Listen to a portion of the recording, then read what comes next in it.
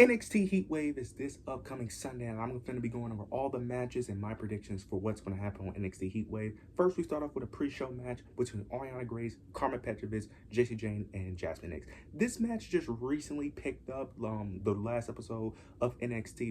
This match just got added to the card with Carmen Petrovich having a segment with Ariana Grace, then got soon interrupted by Jasmine Nix and Jacy Jayne, which then led to a match between Carmen Petrovich and Jasmine Nix, if I'm not mistaken, with the interference of Jacy Jayne, which caused Jasmine Nix to pick up the victory. Carmen wants another match, so she got her another match with a tag partner of Ariana Grace. I love Ariana Grace. I'm glad that she's getting TV time. I think the choice is very obvious who's going to win here. It's Jacy Jayne, Jasmine Nix. It's only right for them to win. They're trying to build them up as these new heels, this new potential faction with the addition of Fallon Henley joining her side. So I do think Fallon Henley may get involved in this match as well.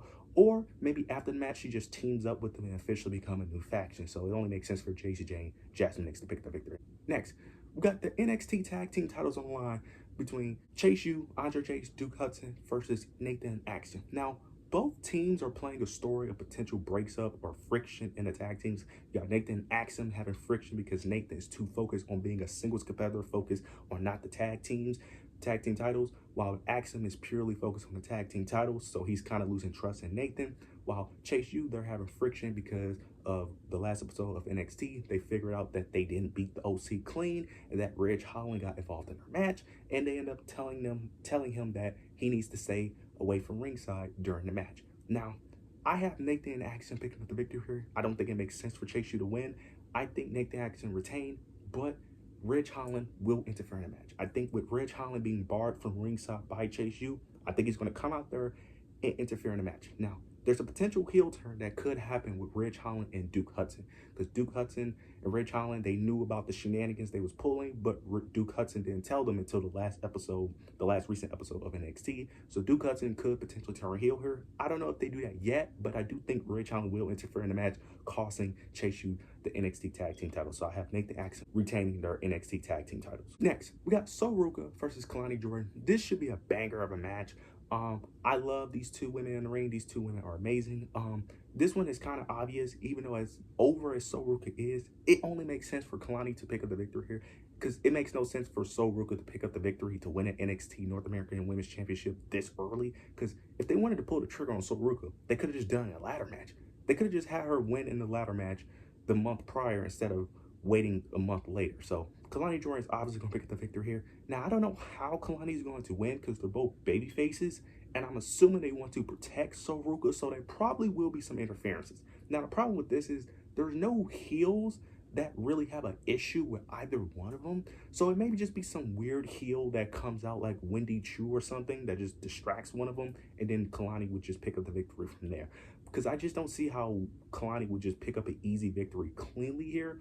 But I have Kalani Jordan retaining her NXT North American Women's Championship. It only makes sense for Kalani to retain her championship. It makes no sense for her to lose this early on. You're trying to build the prestige of that title. It only makes sense for her to win. You put the title on her for a reason. Let her have a decent reign. She don't need like a year-long reign, but at least have it for at least 4, maybe 5 months to get accustomed to it, see what she could do in like not the main event scene, but close to it, to see what she can do, see if her development takes off from there. But yeah, I have Kalani Jordan retaining her NXT North American Women's Championship. Now we have Wesley versus Oba Femi, what I think is going to be the match of the night. This story has been really solid, really decent.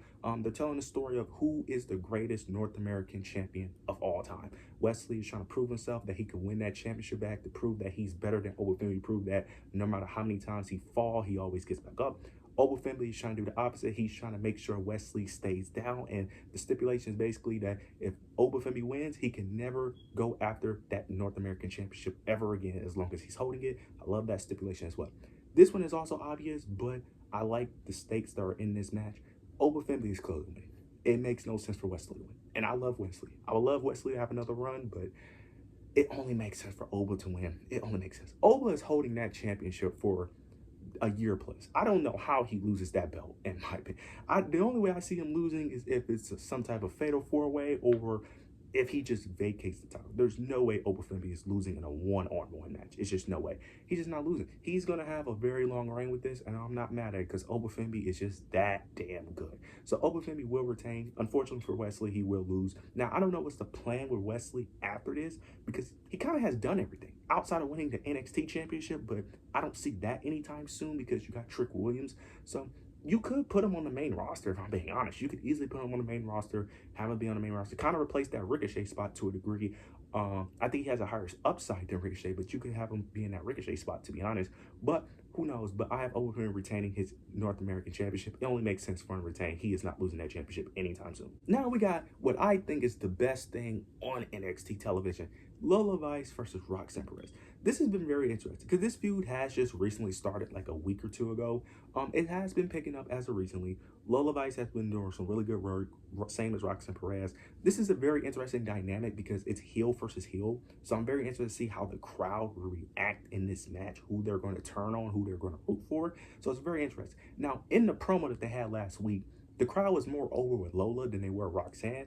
But to be fair, Lola did have more of a interesting story with her upbringing and stuff, so I think that played a factor as well. This is very interesting though. I don't see a world where Lola Vice wins. I would love for Lola Vice to be champion because Lola Vice is growing on me every single week.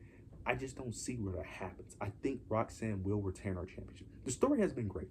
The story is just basically two diva type women who are very arrogant and cocky, just wanting to be at the top. That's really what the story is, and I kind of like it though. But they're just two very different type of like diva type women, and I really love the story they're playing. I just don't see it where Roxanne lose, especially if the rumors are true of Julia, one of their NXT signings that they signed. If she's going to appear in NXT, that's the person taking the title of Roxanne Perez. If Julia is going to be in NXT, from what I know, she's going to be the one to take the championship off Roxanne Perez. She will be the one that takes the title off her, that put Roxanne Perez in the main roster. Because Roxanne Perez doesn't need the NXT title. She's main roster ready. But I think they're going to keep the championship on her for a bit until Julia comes in. I think it's too soon for Lola Vice. As much as I like Lola Vice, I think it's too soon. Too soon. Give her like another 2 to 3 months to build her up, and then you take the championship off Roxanne Perez with Lola Vice if you really want to have Lola Vice win. But I think Roxanne Perez retains the NXT Women's Championship. Now we get to the main event. We got Javon Evans, Shawn Spears, Ethan Page, Trick Williams. This story is basically all three members outside of Trick Williams all have a case for being the #1 contender. Because originally, Javon Evans was the #1 contender. He's the one that won the 25-man Battle Royal. But then shenanigans came through when Ethan Page kept on mentioning how he shouldn't have lost the Battle Royal due to Ora Mensah. Then he mentions how he beat Javon Evans, so that should make him the #1 contender. Then Shawn Spears got a picture, mentions how he beat Javon Evans as well, so he's the #1 contender. So Ava ends up making this just a fatal 4-way to get everybody what they want. This has been okay. This has been an okay kind of rivalry. Trick Williams has history with Javon and Ethan Page, not so much with Shawn Spears. This has been very interesting. I think the obvious runner is Trick Williams. It only makes sense for Trick to win. I do like the fatal 4-way idea of him being in a fatal 4-way to make it a little bit less unpredictable, but Trick Williams is winning. Trick Williams is not losing to any of these guys. It's way too soon to pull the trigger off of Trick Williams.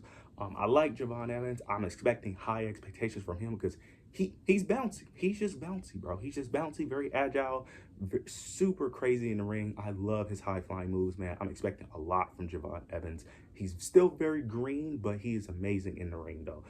Shawn Spears, I love his character. Hope he can impress me as well. Ethan Page has been amazing since his NXT debut. I love what they've been doing here. But the obvious choice is Trick Williams. I just don't know where everyone else go from here. Javon Evans will be fine. I just don't know where Shawn Spears and Ethan Page go from here, because after they lose to Trick, I don't know what else you do with Trick Williams, because Trick Williams in the main event, he's by himself. There's no one on his level in terms of main event talent, especially on heels. There's no main event heels with Trick Williams, so it's very interesting to see how that plays out. But yeah, I have Trick Williams retaining his NXT championship. Those are my predictions for NXT Heatwave. You guys let me know your opinions down below. Let me know what you guys think of NXT Heatwave. Let me know your predictions down below. Make sure you like, comment, subscribe. But yeah, that's it.